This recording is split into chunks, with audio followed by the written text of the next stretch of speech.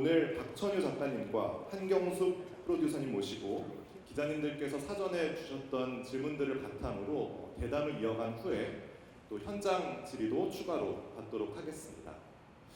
그럼 먼저 토니 어워즈 6관왕 수상의 주역이신 박천유 작가님 모시고 단독 포토타임 갖도록 하겠습니다. 자, 오른쪽도 한번 봐주세요.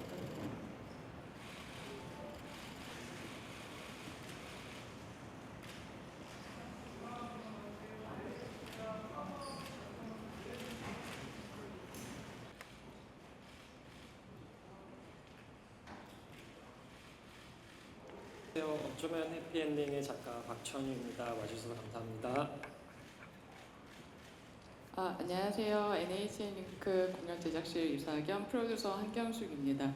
오늘 갑작스럽게 박천유 작가님 기자 간담회를 마련했는데 이렇게 많이 와주셔서 감사드립니다. 오늘 박천유 작가님과 뜻깊은 자리가 되길 바랍니다. 감사합니다. 좀 실감나는 순간들이 있을까요?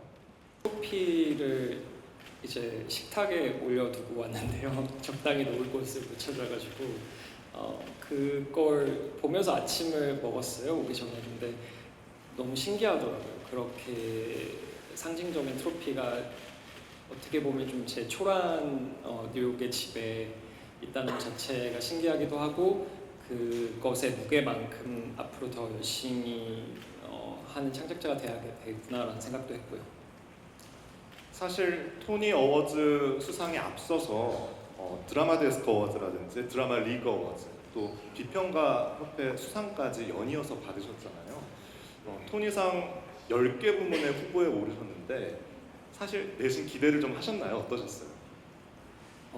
윌도 그렇고 저랑 같이 작업한 윌도 그렇고 저도 그렇고 사실은 기대를 하지 않으려고 애를 쓰는 성격의 사람들이거든요. 무언가를 기대했다가 그게 안 될 경우에 그 실망감을 좀 두려워하는 편이라서 예를 들면 사랑의 아픔을 두려워해서 사랑에 빠지지 않기로 약속하는 클레어 같은 성격들이에요.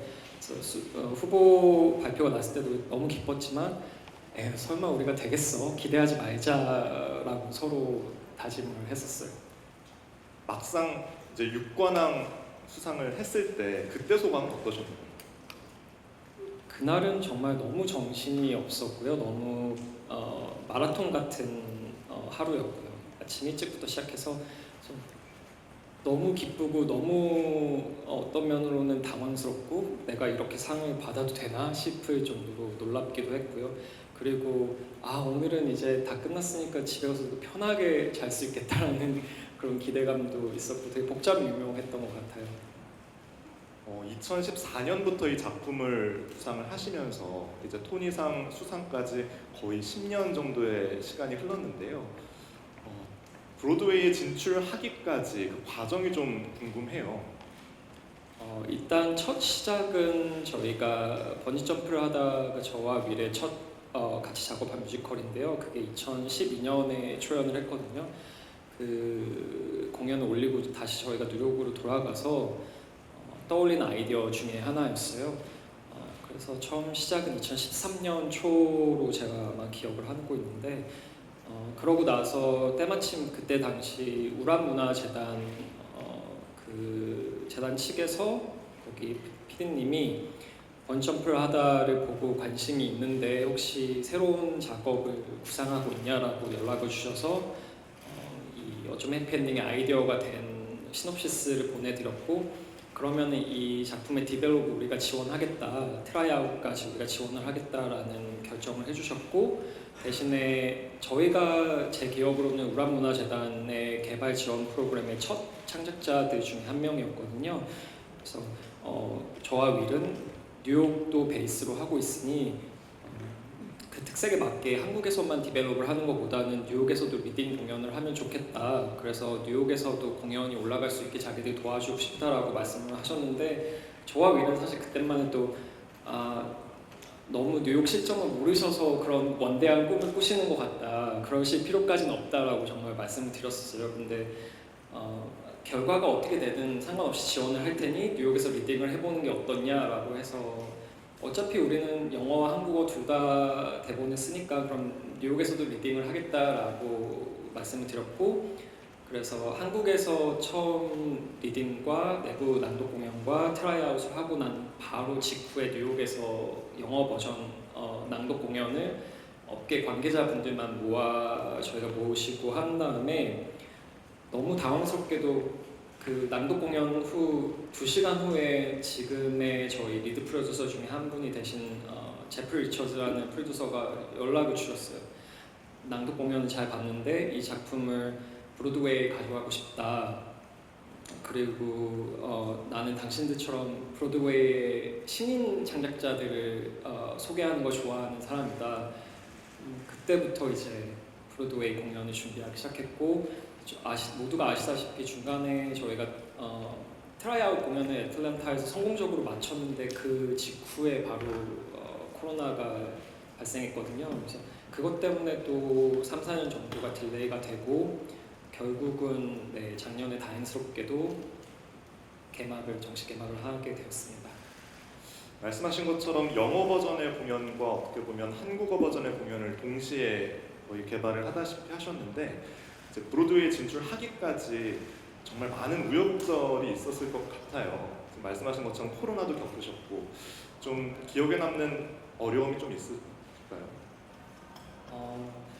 딱히 뉴욕이라서 더 힘들었던 거라기보다는 작가님들은 다 아시겠지만 뮤지컬을 만드는 일은 굉장히 많은 분들이 함께 해야 되고, 굉장히 오랜 시간 마치 행성들이 제자리를 딱 찾아가가지고 그게 정렬이 되듯이 많은 우연과 행운과 노력들이 합쳐져야지 되는 그런 기회들이거든요. 그래서 그 순간마다 자잘한 우여곡절이 있었는데, 사실 한국에 오니까 더 그런 생각이 들었어요. 그러니까 미국에서는 아무래도 제가 이민자고 저는 나이가 들어서 유학을 갔거든요. 그래서 제 수상소감 영상을 보시면 아시겠지만 저는 되게 한국식 악센트를 구사하는 사람이고요. 조기 유학을 간 사람이 아니기 때문에 그래서 이민자로서 어려운 부분이 있어요. 일을 하다 보면은 어쨌든 그들의 문화고 그들의 언어이기 때문에 내가 아무리 노력을 해도 나는 저들의 일부가 될 수는 없구나, 난 어디까지나 이방인이구나라는 생각을 작가로서 예민하게 할 때도 있거든요. 그럴 때는 가끔 내가 왜 이 일을 할까라는 생각이 들기도 하죠. 나 차라리 그냥 한국에 가 있는 게 좋지 않을까? 그렇지만 덕분에 그걸 견뎌내니 제가 어느 순간 한국인 극작가로는 최초로 이런 큰 기회도 얻게 됐고, 이렇게 많은 좋은 분들을 만나게 됐고, 그래서 그게 가장 기억에 남는 것 같습니다. 이번 토니상 6관왕 수상을 두고 이제 글로벌 시장에서 그 가치를 인정받은 K 뮤지컬의 쾌거다, 이런 평들이 참 많았는데요. 우리가 흔히 이야기하는 K 콘텐츠, 특히 K 뮤지컬에 대한 범위랄까요, 정의랄까요, 굉장히 다양하게 내릴 수 있을 것 같은데, 작가님이 보시기에 이번 어쩌면 해피엔딩이란 작품이 K 뮤지컬이라고 할 수 있는 그런 요소들, 어떤 것들이 있을까요? 사실 솔직하게 말씀드리면 아직 K 뮤지컬이라는 그런 용어는 전 세계적으로 쓰이고 있지는 않잖아요. K-팝이 어떤 명사가 된 것 같이 K 뮤지컬을 모두가 쓰지는 않지만, 글쎄요, 그 정의를 제가 감히 내려보자면 저 개인적인 해석으로는, 제가 극장에 가면 사람들이, 관객분들이 이 뮤지컬은 사우스 코리아에서 온 뮤지컬이야, 한국 뮤지컬이야, 혹은 한국을 원작으로 한 뮤지컬이야, 이런 말씀들을 해주시거든요. 근데 그때 되게 뿌듯해요. 사실 주연 배우인 데런 크리스뿐만 아니라 배우들이 대기실에서 어느 순간부터 한국어 공부를 하기 시작했어요. 그래서 제가 백스테이지에 가면 저를 붙들고 뭐 밥 먹었어요? 막 이렇게 물어보거든요, 한국어로. 그러니까 그거 자체가 저한테는 뭐랄까, 특히나 이민자로서는 나의 문화가 어느 순간 이들이 공부하는 문화, 그리고 내가 우리가 함께 쓴 이 뮤지컬이 어느 순간부터 이들이 더 매력적으로 느끼는 뮤지컬, 그 한국이라는 단어가 들어가서 더 매력적으로 느끼는 뮤지컬, 그때 드는 생각은 이러면 K 뮤지컬이라고 해도 되는 거 아닌가라는 생각은 저 개인적으로는 듭니다. 이번에 작품 이야기를 조금 해보면은 일단 멀지 않은 미래를 배경으로 로봇들이 주인공인 작품인데요. 이 작품을 쓰시게 된 계기가 있으실까요? 되게 여러 번 말씀을 드렸긴 했는데 사실 너무 개인적인 얘기라 저기 테이블 하나가 망으로 무너진 것 같아요. 괜찮으시죠? 저희 앞쪽에 테이블 한 번만 봐주시겠어요?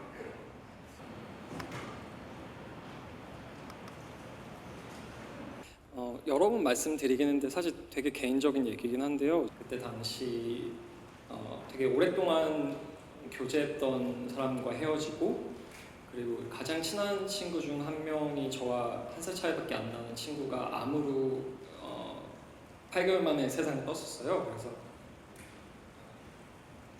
좀 개인적으로 힘든 시기였고요. 그래서 차라리 내가 이들을 좋아하지 않았다면 상처를 받을 리도 없을 텐데 왜 난 자꾸 누군가와 친해지고 싶은 걸까 이런 생각을 하다가 어느 날 카페에 앉았는데 배경음악으로 에브리데이 로봇이라는 노래가 흐르고 있었어요. 근데 제가 예전에 좋아했던 싱어송라이터의 신곡인 거를 인지를 해서 이제 그 가사의 노랫말에 귀를 기울였더니 그 노래 가사가 이렇게 시작하거든요. 우리는 에브리데이 로봇들 모두 핸드폰을 바라보며 집으로 향하는 로봇들이라고 해서 요즘 외로워지는 인간을 약간 로봇에 비유한 그런 가사였어요. 그래서 그 노래를 듣는 순간 카페 주변 사람들 보니까 정말 전부 다 노트북과 핸드폰만 보고 있는 거여서 어느 순간부터 우리가 테이블 건너편에 앉아 있는 상대방보다는 이 스크린을 더 주로 보는 사람들이 되었구나. 마치 로봇 같이.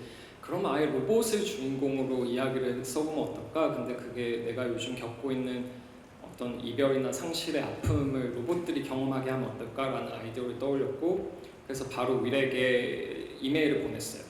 그리고 나서 그날 밤에 전화 통화를 하면서 윌도 이 이야기가 재밌는 것 같으니 한번 만들어 보자. 그래서 그때부터 같이 대본을 쓰기 시작했습니다. 한국에서 5번 공연을 하면서 팬들도 굉장히 두터웠고 이제 브로드웨이 공연을 준비하면서는 극장 규모도 좀 달라졌고요. 그런 창작 환경이랄지 일하는 스태프 뭐 많은 여건들이 좀 달랐을 텐데 공연을 준비하시면서 어떤 부분이 가장 좀 신경을 쓰셨을까요? 한국에서도 마찬가지인데요. 저한테는 모든 과정이 어떤 교육의 과정이거든요. 새로운 것을 배우는 작가로서 대본을 쓸 때는 기껏해야 일하고만 함께 하지만 이제 대본을 완성하고 난 순간부터는 제작자님들 혹은 배우님들 뭐 디자이너님들, 연출님들 이런 분들과 함께 작업하는 공동 작업이잖아요. 그래서 한국에서 배웠던 것만큼 브로드웨이에서도 여기에서는 이렇게 좀 더 스텝이 세분화되어 있는 건 사실이고요. 규모가 더 크니까 그만큼 뭐라고 할까요? 시스템화되어 있다고 해야 될까요? 네, 그리고 동시에 조심스러운 부분, 어디까지나 나의 역할을 내가 100% 내 임무를 완수해내야지 저들에게 피해가 안 가겠구나라는 생각, 플러스 이제 이민자로서 항상 습관화된 건데 내가 여기서 잘못하면은 쟤는 여기 출신이 아니니까 저렇게밖에 못하나 보다 하는 그런 개인적인 부담도 솔직히 항상 있거든요. 그래서 더 저는 되게 아이인 편인데 거기서는 더 이처럼 열심히 모두와 잘 어울리면서 하려고 애를 썼고요. 그런 차이점들이 있었던 것 같아요. 한국보다는. 관객들의 특징도 좀 궁금하긴 해요. 이제 한국 관객분들하고 또 브로드웨이 관람객분들하고 이제 양쪽을 다 보셨을 텐데 좀 어떤 반응의 차이랄지 관객 특성의 차이랄지 그런 게 좀 느껴지시던가요? 너무 감사하게도 같은 포인트들에 웃어주시고 같은 포인트들에 공감해 주시고 눈물을 흘려주시는 게 저한테는 가장 인상 깊은 부분이었고요. 그리고 저희 공연이 한국은 사실 매니아 관객분들이라고 저희가 말씀드리는 회전문 관객분들이라고 말씀드리는 그런 분들의 재관람률이 좀 높은 편이잖아요. 저는 그게 한국에서만 있는 건 줄 알았는데 저희 작품 같은 경우는 브로드웨이에서도 재관람률이 좀 높은 편이라고 들었어요. 그리고 본인들 팬덤을 본인들이 호칭을 붙이셨어요. 한국은 해퍼붓들이라고 붙였고 거기는 반딧불이들이라고 붙였는데 그런 것들이 되게 공통되게 너무 행복한 부분이었고 다른 부분이라고 하면 한국은 되게 좀 감동하셨을 때 그거를 속으로만 표현하시는 편이신데 거기는 예를 들어 올리버와 클레어가 사랑에 빠진 거 확인한 순간에 막 이런 소리를 내고 첫 키스를 하는 순간에 막 박수를 치고 이렇게 좀 더 물리적으로 반응을 표현해 주세요. 그게 조금 다른 부분 같아요. 사실 토니상 수상 이후에 작가님께서 특별히 한국 관객들에게 감사하다라는 말씀을 여러 차례 하셨는데 실제로 이 작품이 토니상 수상하기까지 한국 관객분들의 힘이 좀 크지 않았나 싶은데 어떻게 생각하세요?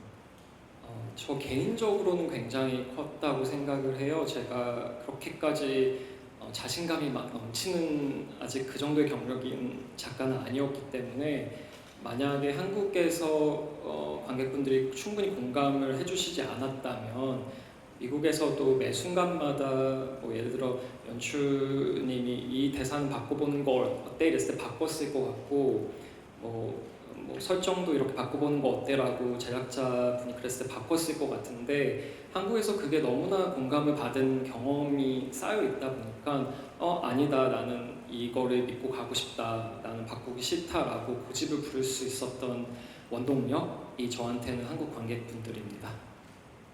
어떻게 보면 국내 뮤지컬 팬분들도 그렇고 이제 브로드웨이 관람객들의 마음까지 사로잡은 셈인데요.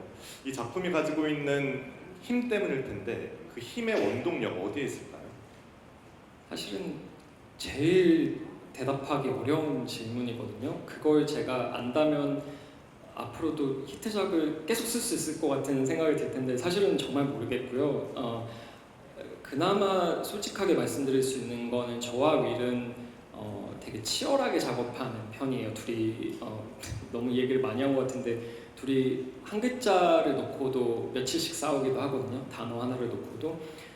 그게 결국에는 진심이더라고요. 그냥 적당히 뭐 이렇게 하면 사람들이 좋아하겠지 그런 생각을 잘 못하는 성격들이라 우리한테 서로 창피하지 윌은 저에게 창피하지 않고 저는 윌에게 창피하지 않은 무언가를 만들다 보면 그게 관객분들이 보시기에도 납득이 되는 게 아닌가라는 생각을 감히 해봅니다. 계속해서 말씀을 해주시고 계시긴 한데 작가님 하면 이제 때려야 뗄 수 없는 사람이 바로 윌 에런슨이 아닌가 싶어요. 이제 업계뿐만 아니라 이제 대중들에게도 이 윌 휴폰비는 많이 알려지게 됐는데 윌과의 첫 만남 어디서 시작됐나요? 정확히는 제가 뉴욕으로 유학을 간 해에 만났고요. 제가 한국에서 문예창작과를 다니면서 작사가로 가요 작사가로 데뷔를 했어요. 그 무렵에 더 나이가 들기 전에 유학을 가서 미술 공부를 하고 싶다고 뉴욕에 가서 NYU 학기가 시작하기 전이었거든요. 그래서 영어 공부와 뭐 이런 미술 공부만 준비하고 있을 시기였는데 윌이 그때 당시 한국에서 마이스케어리 걸이라는 창작 뮤지컬을 막 작업을 하고 뉴욕으로 돌아온 해였어요.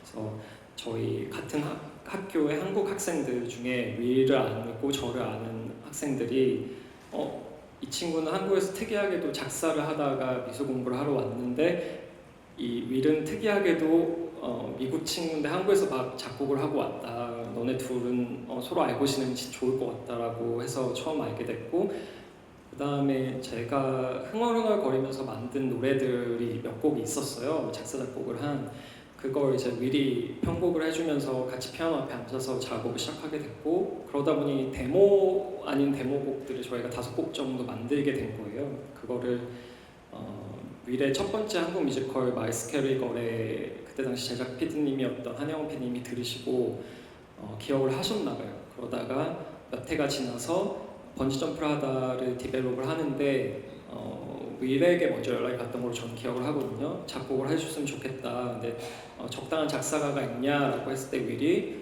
나는 휴랑 하고 싶다라고 해서 처음 저희가 작업을 하게 됐습니다. 같이.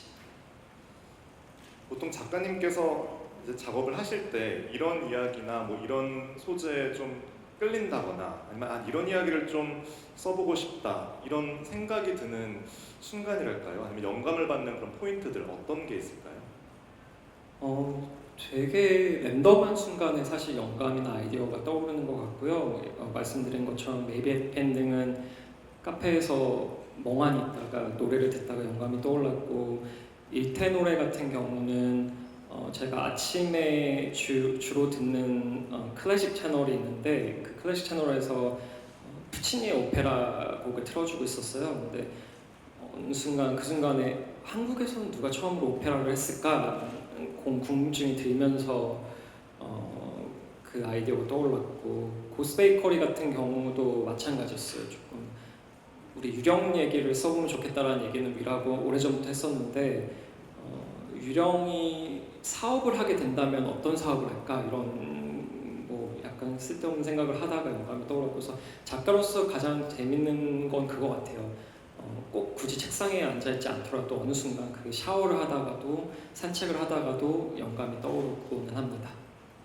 앞서 말씀해 주시긴 했지만 대학에서 문예창작을 전공하셨고 또 국내에서 작사가로도 활동을 하셨고 또 미국으로 건너가서 미술을 전공하셨는데 이런 다양한 경험들이 작품 활동하실 때 큰 도움이 되나요? 네, 어렸을 때는 사실 되게 방황한다고 생각을 했어요. 제가 심지어 미술을 전공하고 졸업하고 난 다음에 광고회사에서 디자이너로 일을 했거든요. 그때는 나는 왜 이렇게 하나만 잘하기도 힘든데 뭘 이것저것 하려고 할까? 내가 진짜 이러다가 아무것도 잘 하지 못한 사람이 되는 건 아닌가라는 걱정이 되게 많았는데요. 저희 어쩜 해피엔딩 첫 연습 때 그런 생각이 들었어요. 그 배우분들이 이렇게 연습하고 있는 모습을 보면서 나는 이 일을 하려고 지금까지 이렇게 여러 가지를 했구나. 왜냐하면 무대 예술이라는 건 정말 총체적인 어떤 예술이잖아요. 그래서 저의 그런 다양한 방황의 경험들이 공연을 만드는 일에는 되게 도움이 되는 것 같습니다. 이제 어쩌면 해피엔딩이 오는 10월 30일부터 내년 1월 25일까지 두산 아트센터 연감홀에서 10주년 기념 공연을 앞두고 있는데요. 우리 박천유 작가님하고 한경숙 프로듀서님의 인연은 초연 때부터 이어진 걸로 알고 있는데 두 분의 인연의 시작이 좀 궁금하고요. 또 10주년 공연을 올리시게 되는 소회 좀 부탁드릴게요.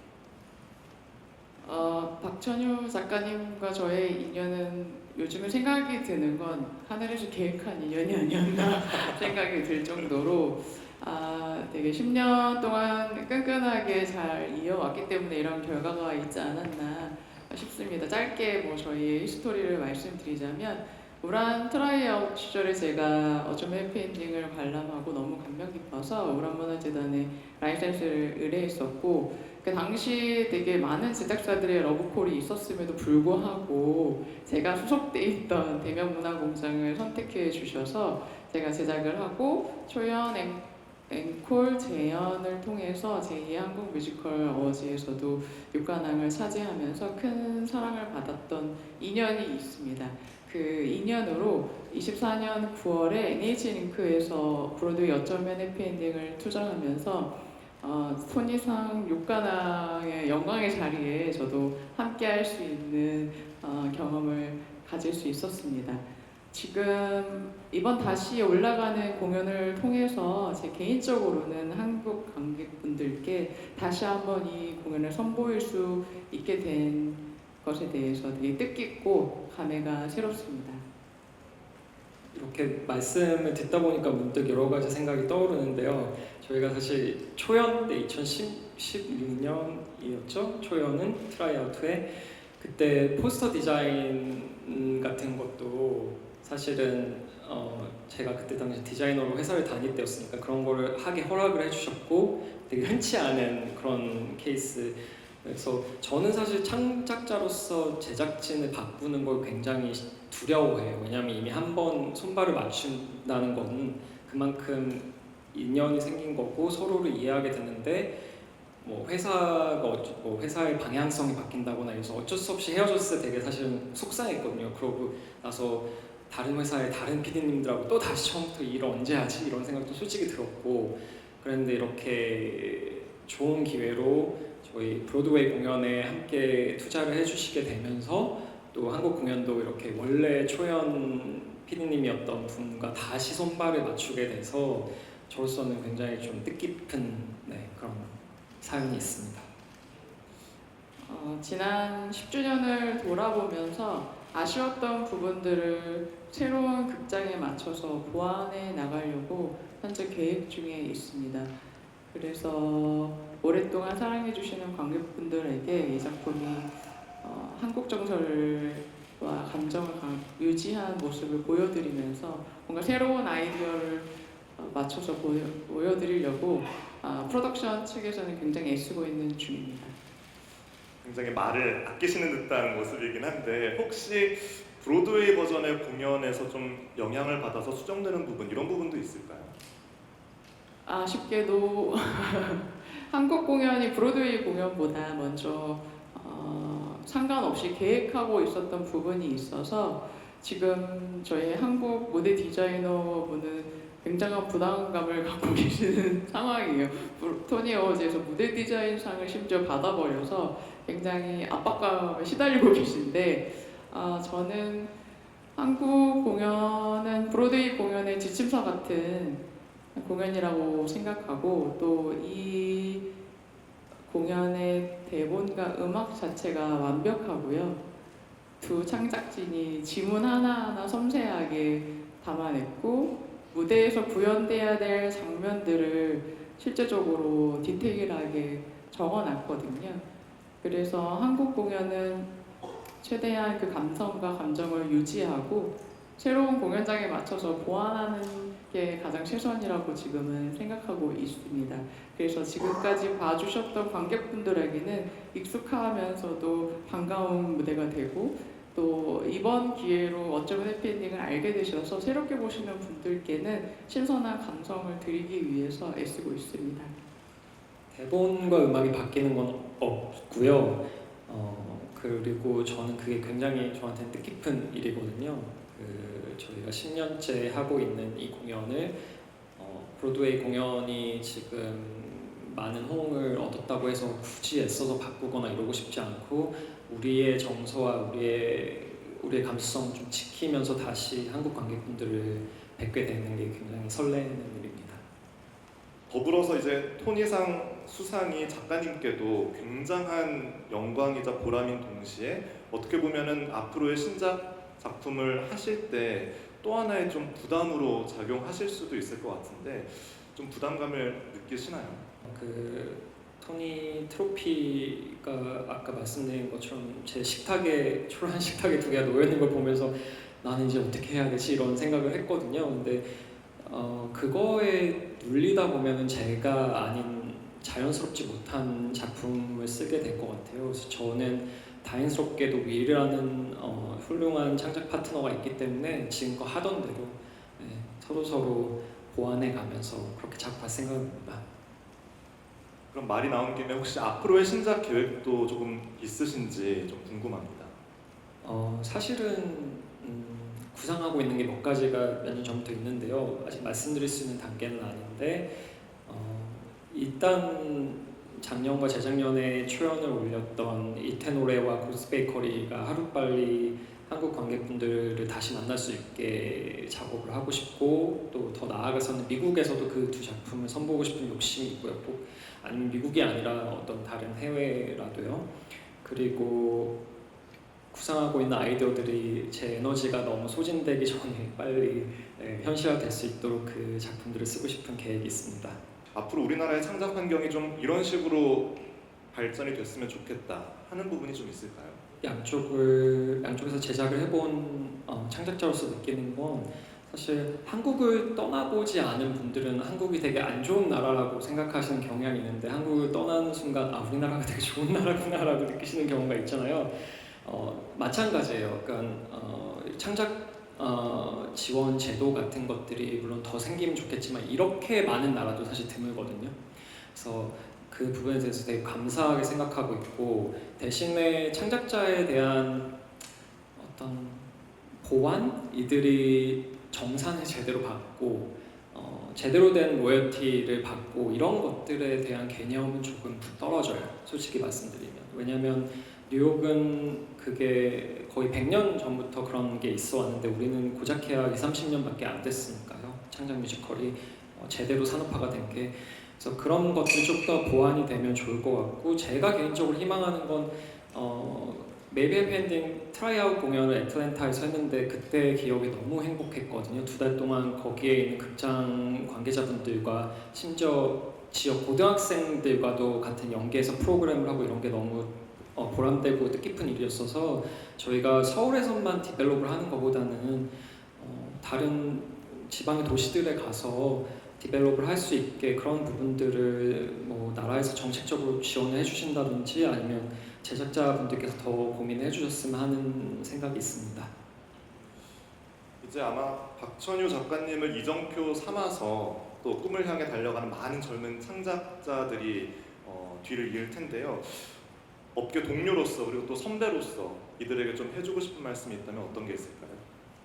이것도 너무 개인적인 얘기 같아서 좀 말씀드리기 부끄럽긴 한데, 저는 작품을 쓸 때 행복하지 않거든요. 윌이 있어서 그나마 제가 할 수 있는 거지, 직장 생활을 할 때가 스트레스는 받을지언정 훨씬 더 건강했고요. 돈도 훨씬 더 잘 벌었고요. 그래서 이 일을 하시려는 분들은 각오를 하셔야 해요. 이게 괜히 하는 얘기가 아니다.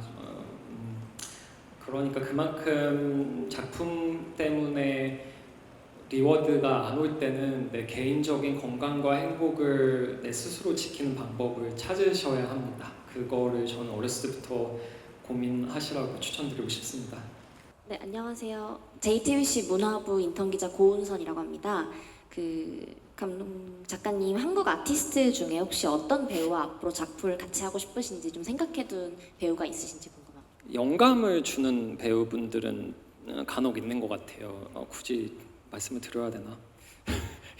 이러면 괜히 저 손석구 배우님이 저희 공연을 보시고 한번 만나본 적이 있는데, 작가로서 글을 쓰는 것에 대한 관심이 되게 많으신 분이고 실제로 하신 적도 있고, 그때 되게 제가 창피했거든요. 아, 배우로서 너무 훌륭한 분인데도 저렇게 글짓기에 대한 욕심이 있으신데 나는 더 열심히 해야겠다. 그럴 때 그분에게 영감을 받았던 것 같고, 그리고 연습실에서 저는 항상 경력의 크기와 상관없이 완전 신인 배우에게도 너무 색다른 영감을 받을 때가 있고, 혹은 저와 지금까지 작업을 가장 많이 한 배우분들 중에 한 분인 전미도 배우와 할 때도 역시 베테랑이라서 오는 영감을 받을 때가 있고, 그런 건 매 순간순간 있는 것 같습니다. 저는 한경숙 프로듀서님께 여쭤보고 싶은 게, 브로드웨이 이런 직접 투자하고 이런 걸 처음 해보신? 네, 처음 네, 했습니다. 그래서 그 투자 결정하고 할 때 그 과정이나 실제로 이제 투자를 결정하고 나서 뭔가 현지에서 돌아가는 걸 보면서 느끼신 게 있을 것 같거든요. 그래서 그 얘기를 좀 들어보고 싶습니다. 그 워크샵 공연할 때도, 트라이아 공연할 때도 사실은 제안을 받은 적이 있어서 브로드웨이 어쩜 해피엔딩이 굉장히 관심을 많이 갖고 있었고요. 네, 갑작스럽게 이제 투자 요청이 들어와서 회사에서는 어쩜 해피엔딩에 대한 공연을 보신 분들이 좀 다수 있으셔가지고 의사결정하기에는 좀 어렵지는 않았던 것 같습니다. 단지 그 해외로 뭔가 투자금이 나가야 한다는 프로세스를 처음 겪어봐서 그 과정이 조금 어려웠지만 나름 즐거운 경험이었던 것 같습니다. 그 우리나라 버전하고 이제 브로드웨이 버전하고 음악하고 글 부분적인 부분에서 좀 다른 부분이 있다고 들었는데, 어디에 초점을 맞추고 현지화하셨는지 말씀해 주시면 감사하겠습니다. 저희가 뉴욕에서도 디벨롭을 거의 7년이라는 시간 동안 하면서 계속해서 내부 리딩을 했거든요. 내부 낭독회를 한 4번 정도 진행을 했어요. 텀을 두고 그때마다 들어오는 피드백들이 있었어요. 예를 들어 한국에는 없는 노래인데 브로드웨이에서는 Maybe Happy Ending이라는 제목 타이틀곡이 생겼거든요. 그것도 한번 낭독회를 했더니 그 부분에서는 한국 버전보다는 Maybe Happy Ending이라는 노래가 들어가는 게 어떻겠냐라고 얘기를 했을 때 되게 좋은 생각 같다. Maybe Happy Ending이라는 곡이 들어가는 거. 그런 식으로 내부 리딩을 하면서 피드백을 얻거나 혹은 저희끼리 이제 저희라고 하면 위가 저 작가진들끼리 느낀 것들 그걸 바탕으로 그렇게 조금씩 바꿨던 것 같아요. 사실 브로드웨이 버전이니까 이렇게 바꾸자라는 식의 작업 방식은 아니었고요. 늘상 한국에서 하던 것처럼 낭독 공연을 했는데 이건 좋았는데 이건 좀 별로인 것 같아. 그런 부분이 있으면은 바꾸고 그러니까 좀 자연스럽게 하나하나 조금 바뀌어 나간 것 같습니다. 저도 두 분한테 질문이 있는데요. 이제 브로드웨이에서 뮤지컬 올라갈 때 크레딧이 들어가는 게 되게 다양하잖아요. 그러니까 예를 들면은 뭐 창작자와 그다음에 리드 프로듀서, 그다음에 이제 코 프로듀서 뭐 10% 정도까지 뭐 올라가야 된다고 하던데 그러면은 지금 NHN 같은 경우는 예를 들면 코 프로듀서인지 코프로듀서로 돼 있습니다. 그러면은 크레딧도 같이 네, 같이 올라가 있게 되나요? 그리고 또 하나는 그 내년에 뭐 제가 누구한테 들었는데 또 미국 버전이 한국에서도 뭐 공연을 한다는 뭐 소문이 들었었는데 미국 버전이 언제쯤 혹시 한국에서 볼 수 있나요?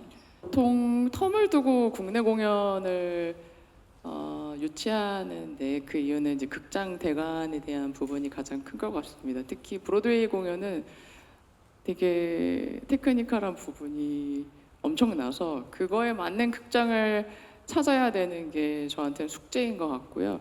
제 목표는 2028년을 목표로 하고 있는데 지금 간간히 다른 곳에서 올라간다라는 소문을 내주고 계셔가지고 그 부분은 아니고요. 2028년을 제 기준으로 목표로 하고 있습니다. 저도 처음 듣는 얘기죠. 그죠? 2028년 기대하도록 하겠습니다. 이 작품이 이제 한국적 배경과 정서를 담고 있는데 왜 국경을 초월한 저 멀리 뉴욕 사람들도 이렇게 좋아하는지 혹시 그 원인을 어떻게 보고 계시는지 궁금합니다. 질문해주신 뭐 이게 통한 비법 이런 거와 인맥상통하는 것 같은데요. 정말 모르겠어요. 솔직히 모르겠고 지금 결과가 좋으니까 말씀드릴 수 있는 거는 처음에는 안 될 이유, 이 작품이 성공하지 못할 이유라고 말씀해 주셨던 부분들이 많거든요. 예를 들면 유명한 원작이 없다는 오리지널이라는 것, 그리고 데런 클스가 많이 알려진 배우긴 하지만 공연계에서까지 이렇게 완전히 티켓 파워가 있는 배우라기보다는 젊은 배우 측에 속하거든요. 그런 부분들이 더 참신하게 다가왔던 거 아닌가. 그리고 한국을 배경으로 하고 한국의 로봇들이 캐릭터가 되고 그게 사실 개막 전에는 이 공연이 안 될 가장 큰 이유로 뽑혔었거든요. 미래 한국의 로봇가 주인공이라고 그런 거 누가 봐 이랬는데 지금 공연이 잘 된 상태에서 생각해 보면 되려 그걸 환호해 주신 분들이 있었던 거 아닌가. 참신함이라고 생각해 주신 감히 그렇게 생각하고 싶습니다. 저 주간경향 연묘 칼럼 쓰는 이주영이라고 합니다. 정말 그 기대했던 그 이상의 결과를 보고 그 알고 계시듯이 그 헬퍼봇들이 난리가 났었잖아요, 한국에서. 그리고 사실 이 헬퍼봇들이 브로드웨이 초연 전에 10월부터 굉장히 리뷰 협조를 열심히 하셨다라고 이제 블로그에나 뭐 이렇게 밴드에 많이 올리시곤 하셨고, 실제로 11월 이후에 이제 티켓 판매를 계속 와칭하면서 이제 인플루언서들이 굉장히 많이 좋은 작품이라고 많이 하게끔 음으로 양으로 협조했다는 얘기들을 많이 저도 서치를 하고 그걸 이제 글에 쓰기도 했었는데, 그 과정에 대해서 작가님이 좀 알고 계시는지, 또 그런 헬퍼봇들하고 소통을 하시기도 했는지 궁금하고요. 또 반딧불이들 브로드웨이에서는 어떤 활동들을 하는지도 궁금하고, 또 한 가지 질문은 그 영화 어쩌면 해피엔딩이 2023년도에 독립영화제에서 많이 알려졌었잖아요. 그 작품이 개봉은 못했는데 그 한국 뮤지컬 버전에 나왔던 배우들이 출연하고 있어요. 신주엽 배우나 뭐 강혜진 배우, 이렇게 유준상 배우가 출연하는데 그 작품에 대해서 작가님은 어떻게 보셨는지, 실제로 제주도 여행하는 로드 무비처럼 담아내긴 했거든요. 그 코멘트도 궁금합니다. 해퍼봇 분들이 블로그에 올리시거나 이런 거는 보지 못했고요. 저는 뉴욕에서 작업을 할 때는 이제 거기 일이 바빠서, 그리고 미국의 레딧이라는 사이트에 Maybe Happy Ending 그 게시판이 있고 거기에 이제 반딧불이 분들이 글을 올리시는데 지금 당연히 보고 있고요.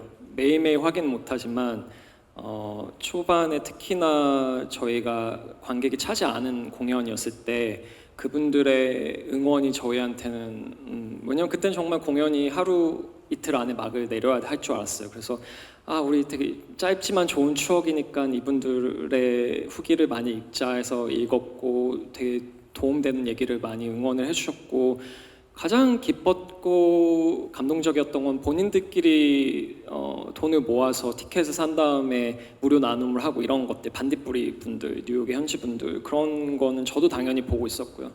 그리고 최근에 극장 앞에서 그분들과 인사를 하거나 이런 적도 있었고요.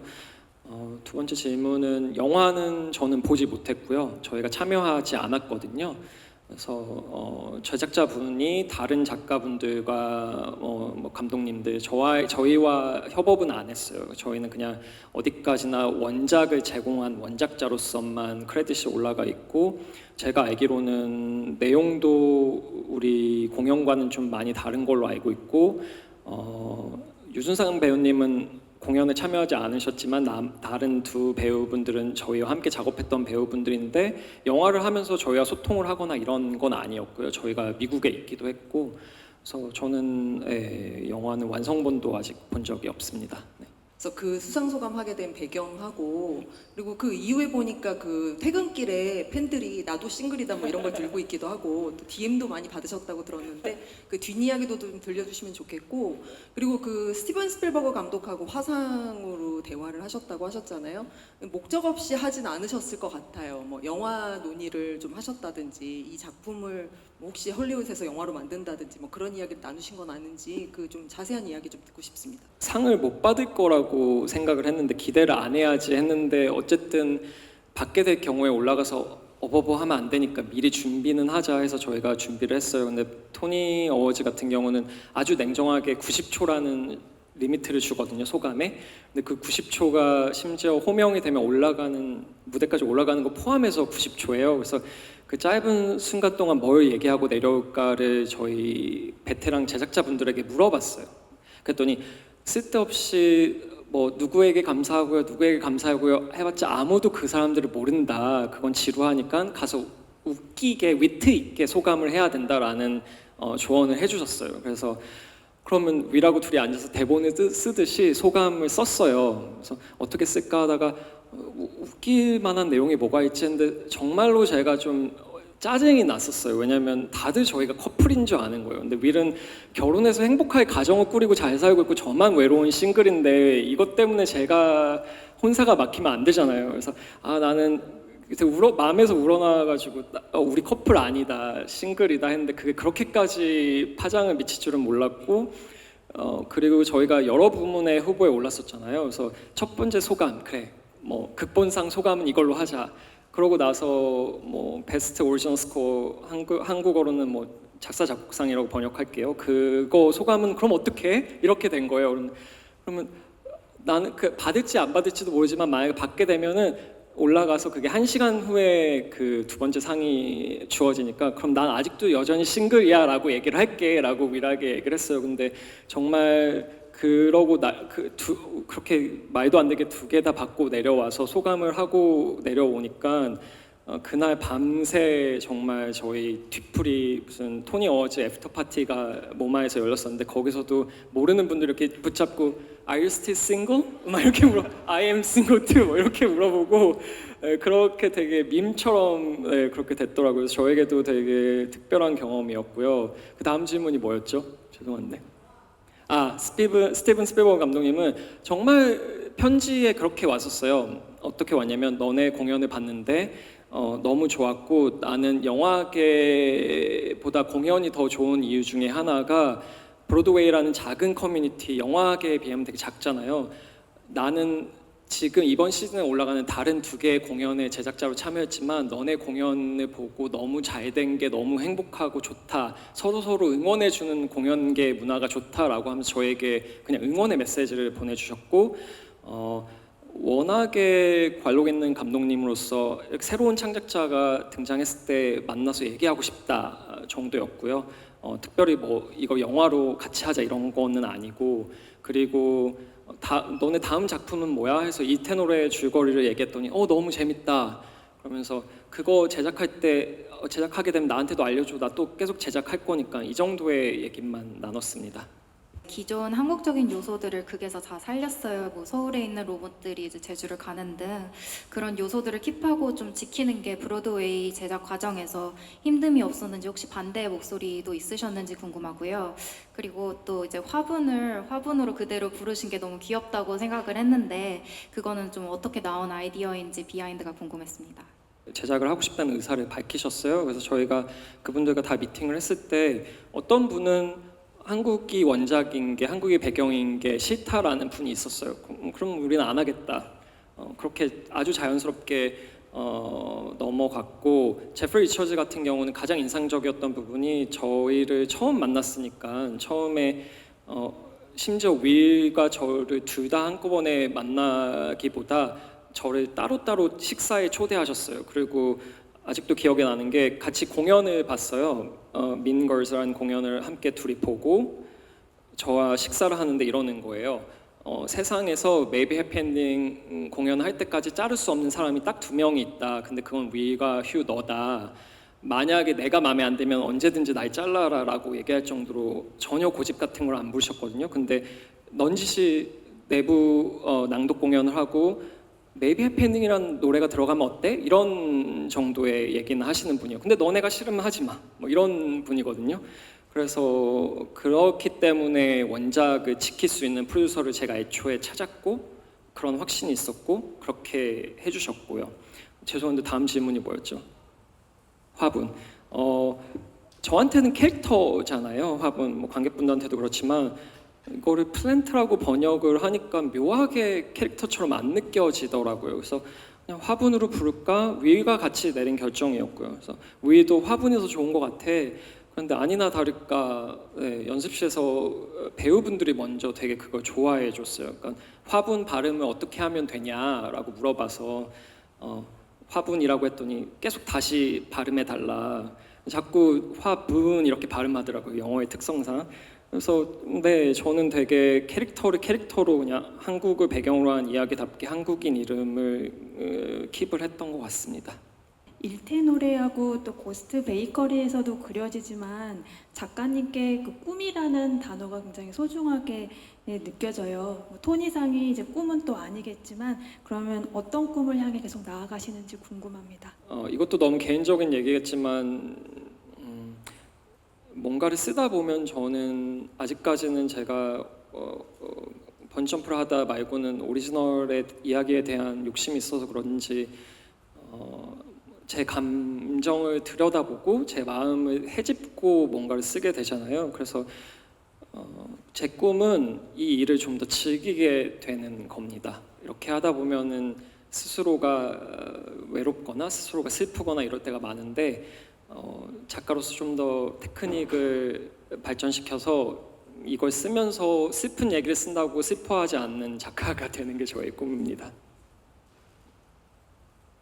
네, 안녕하세요. 헤럴드 경제 고승희 기자인데요. 본의 아니게 또 꿈 얘기를 드리게 됐는데 제가 인스타그램에서 작가님께서 그 일대 노래에는 들어가지 않았지만 오래도록 간직했던 문장 중에 하나가 꿈이 멀리에 있는 자는 모두가 이방인이네라는 글을 올리신 거를 본 적이 있어요. 그래서 아까 전에도 이제 말씀해주신 것처럼 그 토니상 수상이 꿈은 아니었었겠지만 이번 어떤 좀 작가로서의 성취가 작가님께서 항상 말씀해주셨던 이방인으로서의 어떤 정서의 무게를 덜 수 있는 그런 계기가 됐는지도 궁금하고요. 그리고 항상 가지고 계신 이민자, 이방인의 정서가 그 작가님의 작품 세계에서는 좀 어떤 영향을 미치는지, 그것이 오히려 좀 세계의 경계를 자유롭게 넘나들며 글을 쓸 수 있는 동력이 되기도 하셨는지 궁금합니다. 그리고 하나 더 여쭤보고 싶은 건 지미 펠런 쇼나 이런 미국 토크쇼에 출연하신 거 보면 그 메이비 해피엔딩 포스터 옆에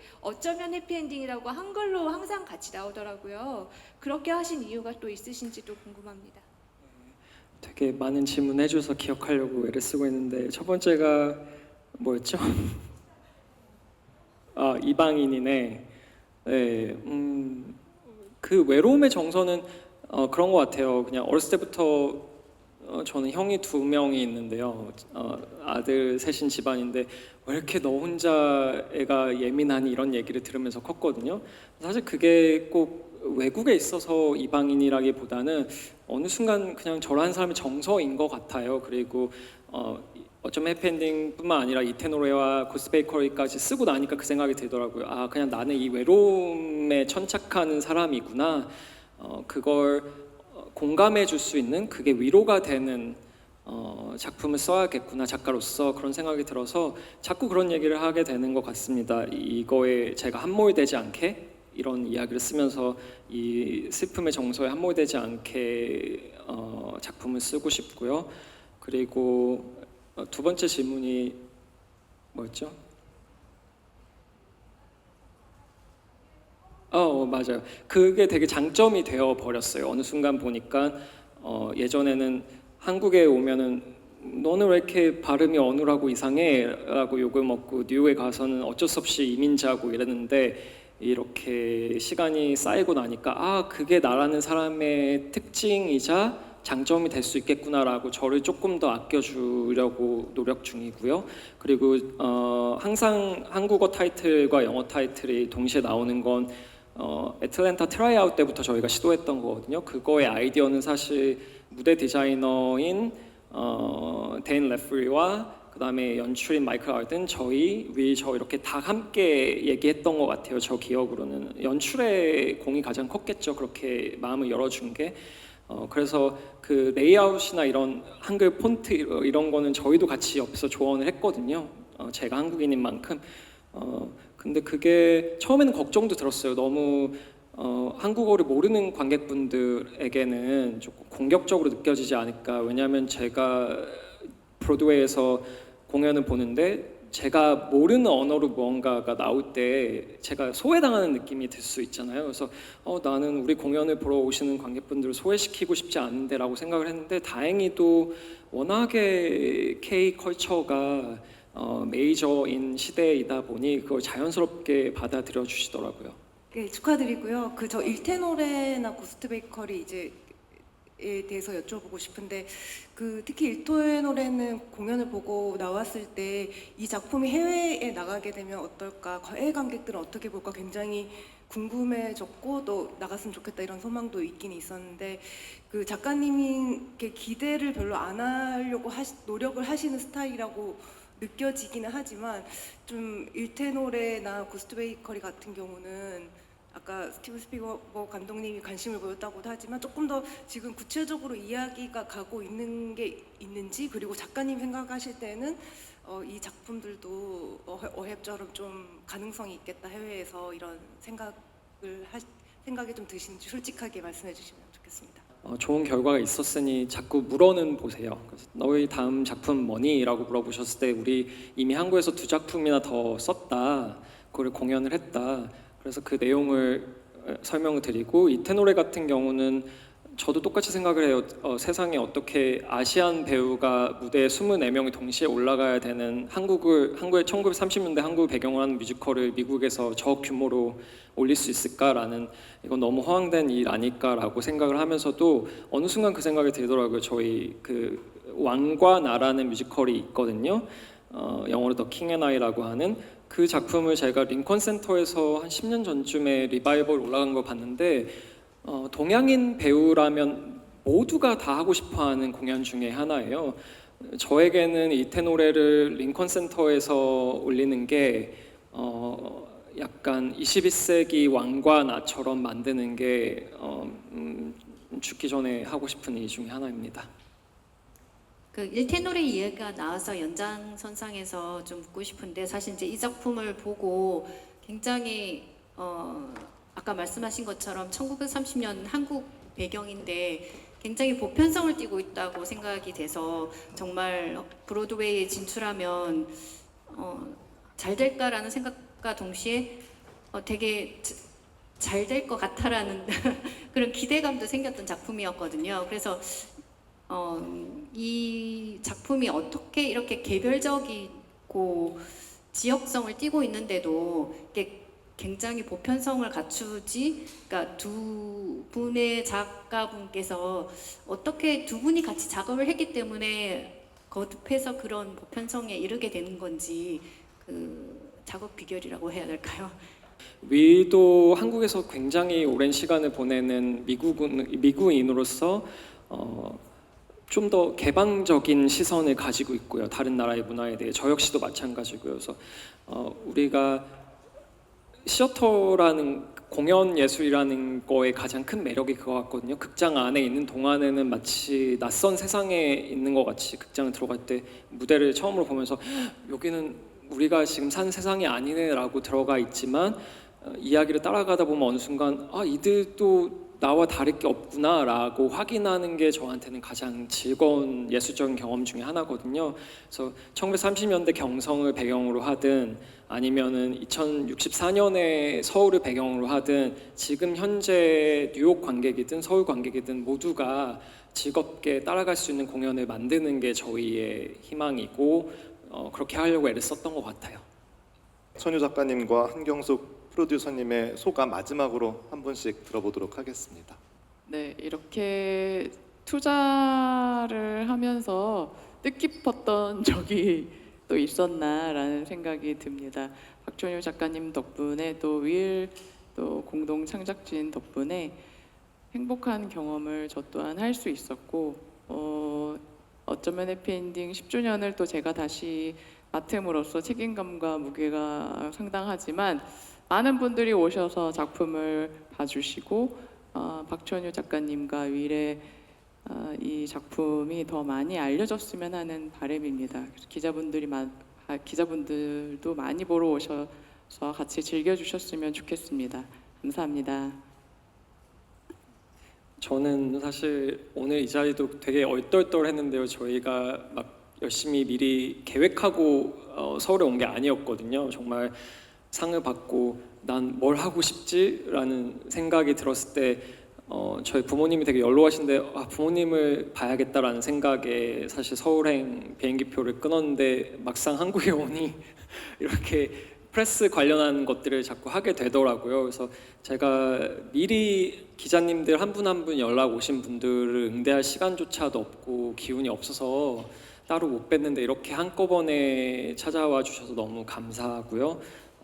앞으로도 저희의 새로운 시도들의 응원 많이 부탁드리겠습니다. 감사합니다.